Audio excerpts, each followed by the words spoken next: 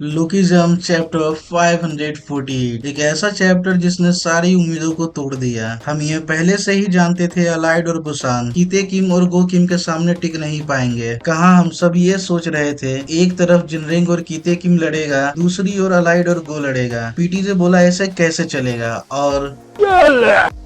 Yalla! Yalla! Yalla! Yalla!